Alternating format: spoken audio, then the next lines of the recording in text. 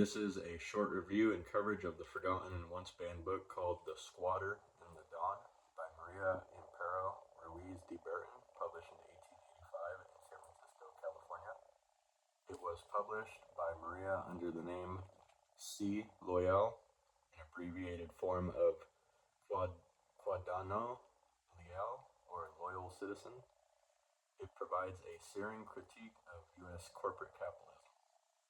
Based on the author's own life experience, the novel follows the lives of two families: the Alamares, a landed Mexican gentry family, and the Darrells, from the northeastern New England part of the United States, who seek to make a claim on the Alamares land. It is a powerful, absorbing literary classic and a unmissable read. That was from the back of the book.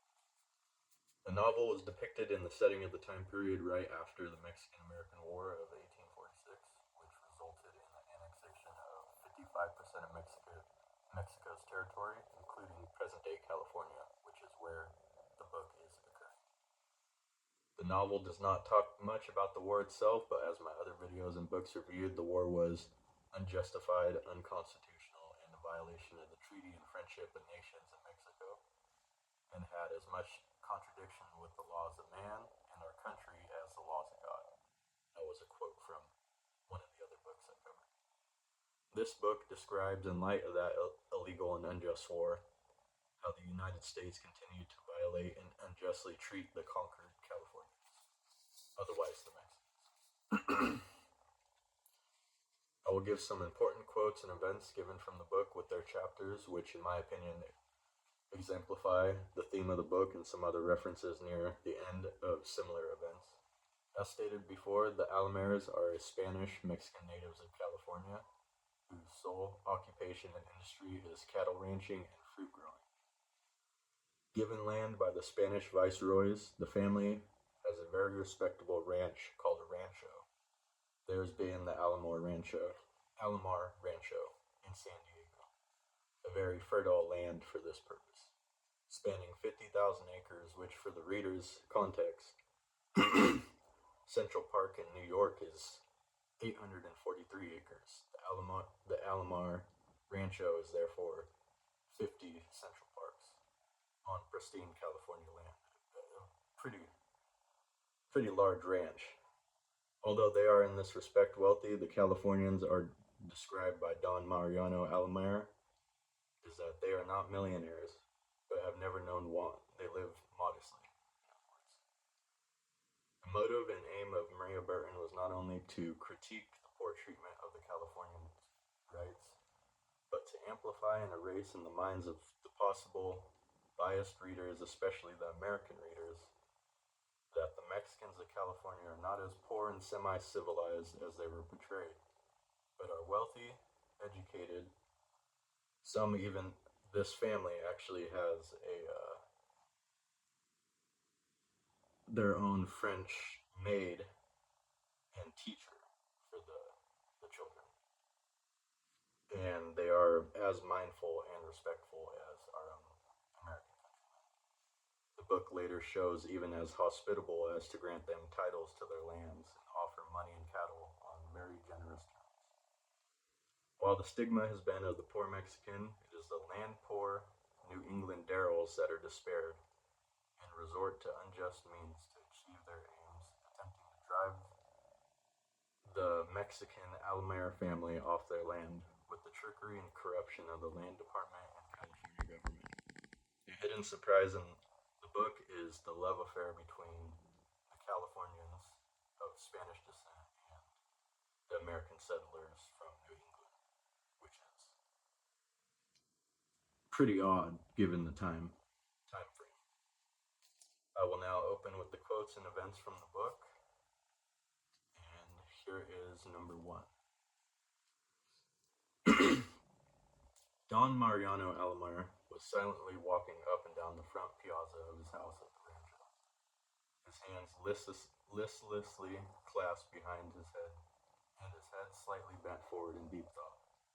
He had pushed away to one side the many armchairs and wicker rockers which the piazza was furnished. He wanted a long space to walk. Don Mariano thought though in his 50th year, was as fond of dancing as his sons and daughters, and not to see him come in was so singular that his wife thought she must inquire would what could detain him. More squatters? Dona Josefa, the wife of Don Mariano, asked. Yes, wife, more. Those two friends of squatters, Matthew and Hager, who were here last year to locate claims and went away, did not abandon their claims, but only went away to bring proselytes and their families, and a large invoice of them will arrive on tomorrow's steamer. The worst of the worst of it all is that among the newcomers is that terrible and most dangerous squatter, William Darrell, who some years ago gave so much trouble to the Spanish people in Napa and Sonoma counties by locating claims there. John Gasping wrote to Hogsden that besides Darrell, there will be 6 or 7 other men bringing their families, so that there will be more rifles for my cattle. Here is number 2, chapter 2, and this is from the same chapter before, the Don's view of the Treaty of Guadalupe Hidalgo. That I don't deny, but I fear that the conquered have always but a weak voice which nobody hears, said Don Mariano. We have no one to speak for us. But the Treaty of Guadalupe Hidalgo, the American nation pledged its honor to respect our land titles, just the same as Mexico would have done. Unfortunately, the discovery of gold brought the riffraff of the world, and with it a horde of land sharks, and most of them coveting our lands, which they soon began to clamor. There was and still is plenty of good government land, which anyone could take. But no, the forbidden fruit is the sweetest. They want the land of the Spanish people, because we have too much, they say. So to win their votes, the votes of the squatters, our representatives in Congress helped to pass laws declaring all lands in California open to preemption, as in Louisiana, for instance. Then, as a coating of whitewash to stain on the nation's honor, a land commission was established to examine land titles, because having pledged the national word to respect our rights, it would be an open violation of pledged honor to take the lands without some pretext of a legal process. That was the end of number 2. On to number 3. This is chapter 3, preempting under the law. Don Mariano Alomar, Gabriel, and Victoriano, his 2 sons, had also silently witnessed Mr. Darrell's lawful appropriation of their own property. Gabriel was pale and calm. Victoriano was biting his lips, and his face was flushed. The government has for sale hundreds of millions of acres, but yet these men must come and take my land, as if there was no other, said Don Mariano sadly. And as we pay taxes on the land that they will cultivate, our taxes will double next year, Gabriel added. I wish we were squatters, Victoriano remarked. During litigation, yes, but there have been cases where honest men have, in good faith, taken land as squatters, and after all had to give them up. No, I don't blame the squatters. They are at times like ourselves, victims of wrong legislation, which unintentionally cuts both ways. They were set loose upon us, but a law without equity recoils upon them more cruelly. Then we, all, are sufferers, all victims of a defective legislation and subverted moral principles, said Don Mariano.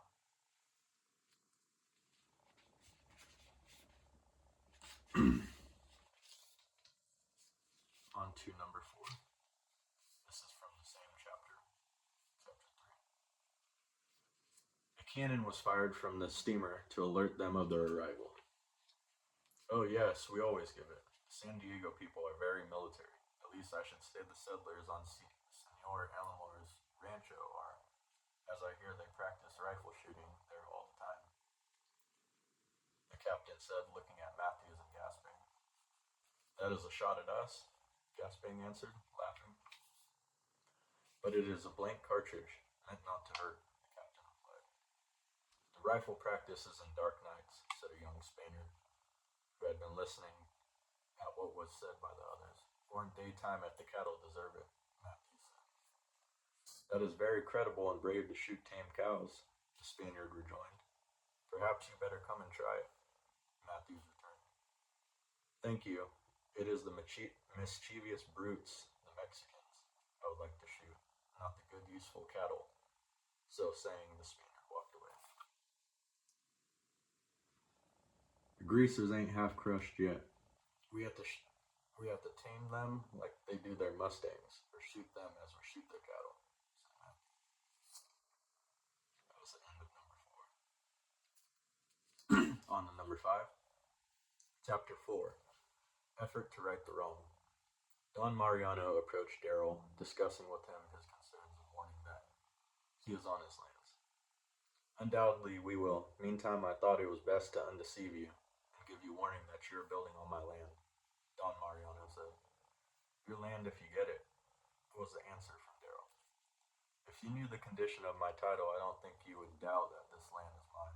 However, all I wish to do is to prevent you from spending money here and then naturally get into litigation with me to defend your property, said Don Mariano. No, I shall not get you into any lawsuit with me. I shall buy your land or leave, Darrell said. Very well, Mr. Darrell.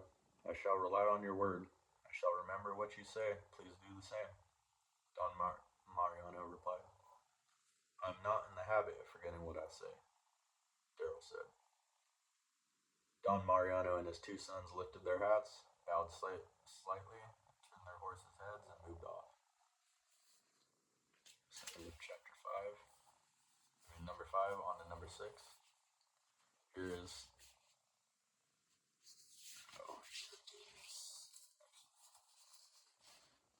number 6 from chapter 5. The Don and his broad acres. Cattle buyers will come to buy from you, but if you prefer it, you can drive your stock north yourselves and make a good profit. Since 1850, I've sent 9 times droves of cattle to the northern counties and made a handsome profit every time.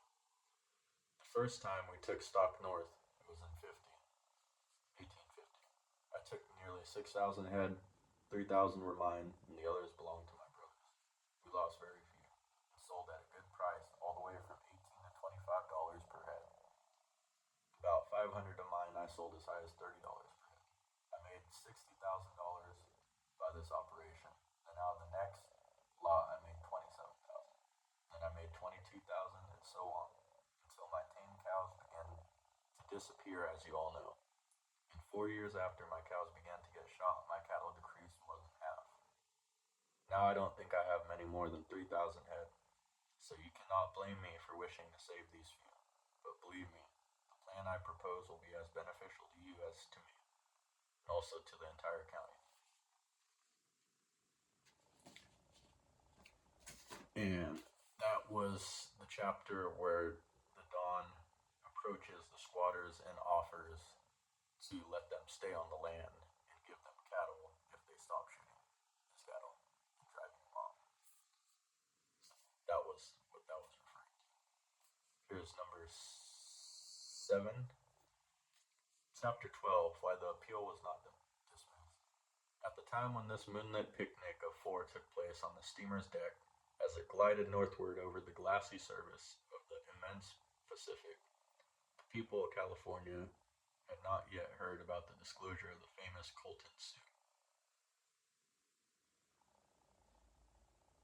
This suit was hidden in the midst of a distant future, and therefore the famous Huntington letters had not come forth to educate the American mind in the fascinating, meandering, shady ways of convincing or of bribery and corruption, as the newspapers and committee reports have harshly stigmatized. Mr. Huntington's diplomacy.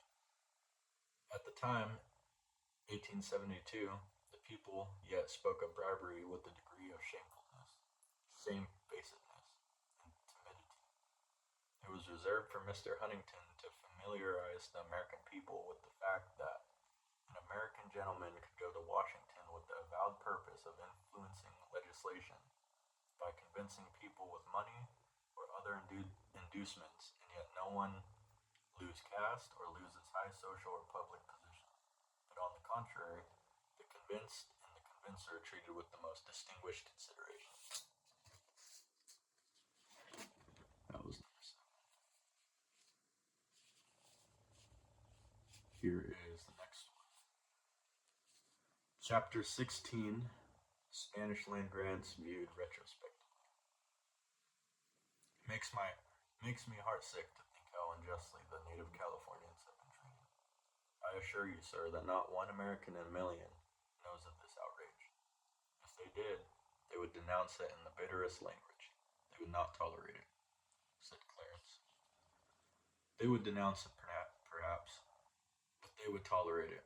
I used to think as you do, that the American people had a very direct influence upon the legislation of this country. It seems to hear public speakers in election times, but half of all their fire goes up in smoke, and Congress is left coolly to do as it pleases. And the worst of it is that the very arbitrary Congress, so impervious to appeals of sufferers, is also led by a few persistent men who, with determination, do all things, spoil or kill good bills and doctor up sick ones, and then they half full and half weary the nation into acquiescence. For what can we do? The next batch that is sent to the capital will have the same elements in it, and repeat history, said the Don sadly. And yet you do not seem to hate us, said Clarence. Hate you? No, indeed, never. The majority of my best friends are Americans. Instead of hate, I feel great attraction toward the American people. Their sentiments, their ways of thinking suit me, but with but few exceptions. I'm fond of the Americans. I know that, as a matter of fact, only the very mean and narrow-minded have harsh feelings against my race. Why should I then? Why should I then hate them? No, indeed. But I confess my heart collapses when I think what might be the fate of my family if I am not able to avert the ruin which has overtaken the majority of Californians. We have not been millionaires, but we have never known want.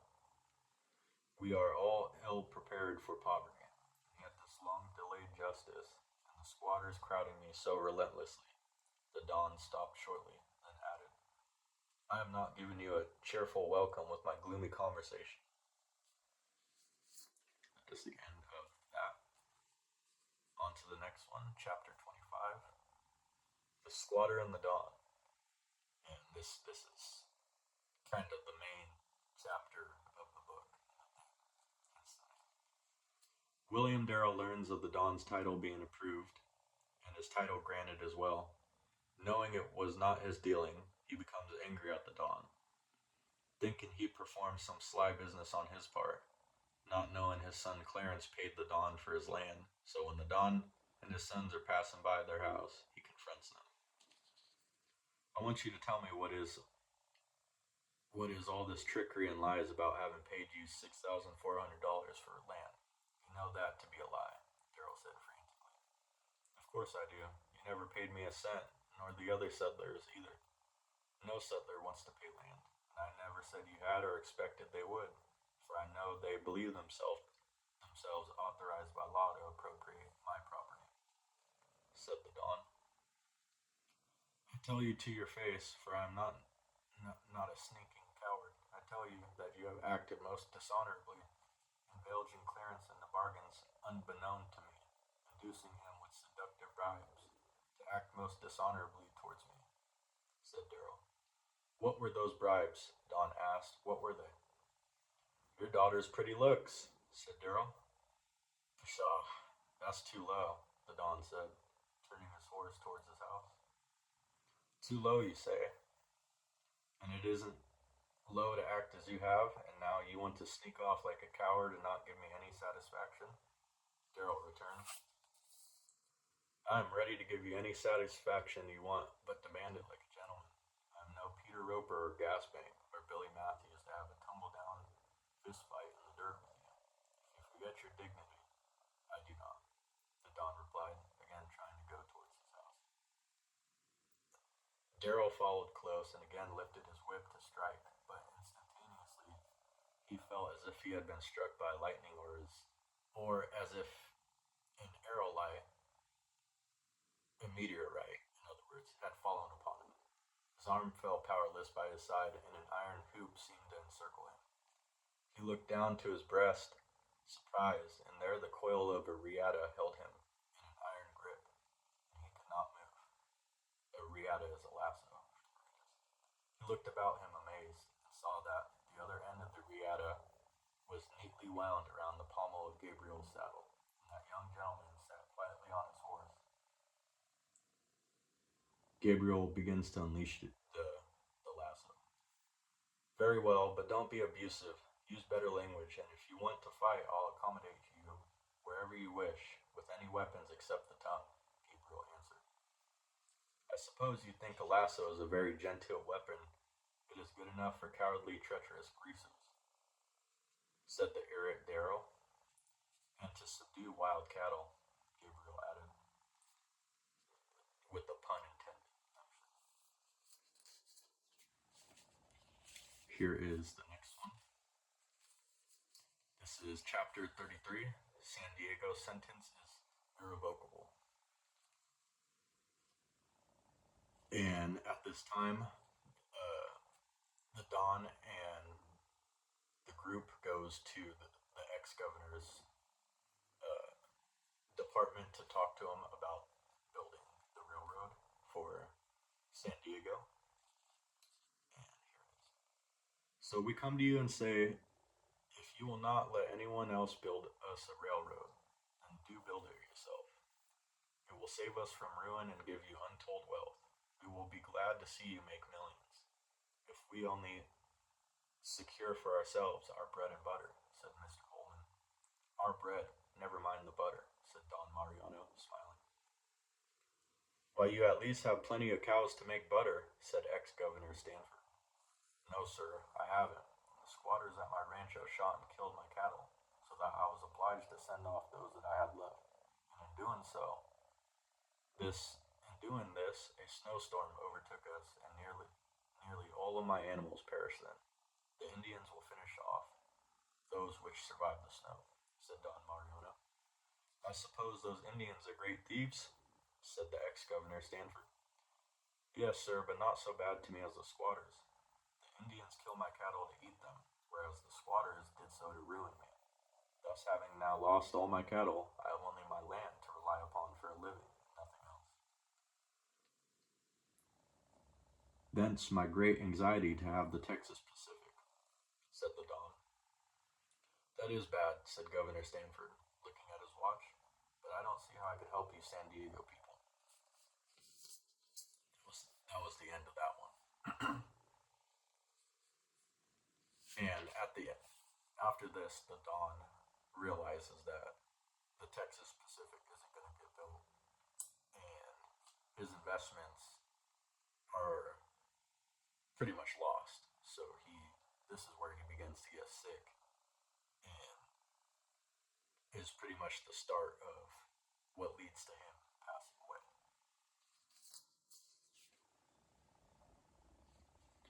Chapter 36. Clarence and George with the hod carrier. But if Gabriel had never complained, the eloquence of facts had said all that was to be said. In that hod full of bricks, not only his own sad experience was represented, but the entire history of the native Californians of Spanish descent was epitomized. Yes, Gabriel carrying his hod full of bricks up a steep ladder was a symbolic representation of his race. The natives of Spanish origin, having lost all their property, must henceforth be hod carriers, or brick carriers. Unjust laws despoiled them, but what of this? Poor they are, but who is to care or investigate the cause of their poverty? The thriving American says the native Spaniards are lazy, stupid, and thriftless, and as the prosperous know it all and are almost infallible, the fiat has gone forth, and the Spaniards of California are not only despoiled of all their earthly possessions, but must also be bereft of sympathy, because the world says they do not deserve it. So in this chapter, this is after the Don passes away, and the family starts to go through some trouble times. The son, Gabriel, to make some extra money, he decides to go work in construction, and he actually is doing good for a while, but he falls off a ladder at a San Francisco Nob Hill mansion. If you know Nob Hill, it's a pretty famous area for mansions. He was working there, and he fell off a ladder, and a whole bunch of bricks fell on him. And Maria was saying that it epitomized the, the descent of the Spanish, because they were once, these upper echelon people, very prosperous, and now, like Gabriel, they're broken and, you know, injured people. This is chapter 37, Reunited at Last. Father, why are you so gray? Clarence asked. Because I did you a great wrong. Because I murdered the Don, and he was the best man I ever saw, said his father. You did not murder him. Don't think that, Clarence said. Yes, I did. My wickedness helped the wickedness of others to kill him, and our wickedness combined brought infinite misery upon this innocent family. But a merciful God brought you back, and I know you will devote your life to repair as much as it is possible the wrong your father did. I know you will be a good husband, but for my sake also I beg you to be a devoted son to the widowed lady whom I have injured so frightfully. The wrong legislation authorized us squatters, sent us to the land of these innocent, helpless people to rob them. A wrong legislation killed the Texas Pacific, and such legislation is the main cause of the Don's death. But I too helped the wrongdoers, said his father. Here is chapter 37, the same chapter. And while all this went on in the brilliantly lighted mansion, Doña Josefa, the wife of Don Mariano, sat at her window in the dark, thinking of what might have been if those railroad men had not blighted San Diego's prosperity. Her husband would have been alive, and Mr. Michelin also, and her sons would not have been driven to poverty and distress and perhaps lost their health forever. God of justice, is this right, that so many should be sacrificed because a few men want more millions? Our family is one of the many who have suffered so much. Oh, so much. And all to what end? For what? Ah, same answer again. Because a few heartless men want more millions, said she, with her face bathed in tears.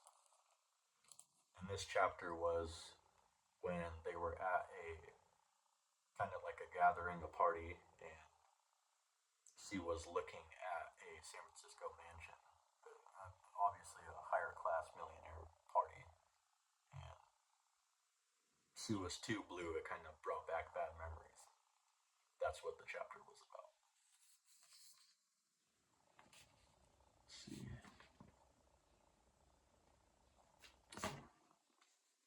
And that is the end of the short review of The Squatter and the Dawn by Maria Burton. Obviously, there are a lot more events and chapters in the book. This is a short review. I wanted to not spoil it too much, but I kind of said what's most to be said about the book. I have another good event and story similar to this novel, especially involving the ranching era. It is the movie Kelly Alvarez, depicting the time of the American Civil War and the notorious beefsteak raid by the Confederate South, which stole from the Union Army a contract of beef, a whole bunch of beef, by capturing and robbing a prominent Mexican rancher named Kelly Alvarez. It is a great movie, similar to the theme in The Squatter of the Dawn, showing how the rights of Mexicans have been violated. It described In actual history in the movie, Lincoln himself declared the raid, the beefsteak raid, the slickest story and piece of cattle wrestling ever heard. General Grant of the Union Army had similar same words to say as well. We will never blockade and starve the South, win the war if we keep feeding their damn soldiers. And it's a good movie. I recommend anyone to watch it. It could be found free online on YouTube. And here is a quote from the movie. It may not be exact. It's off the top of my head because I watched the movie a few times. It seems to be an American pastime in favor of the South to screw me over, Kelly Alvarez said. Here's another scene, and this is Kelly getting tricked by a girl. He sneaks to her place before getting intimate.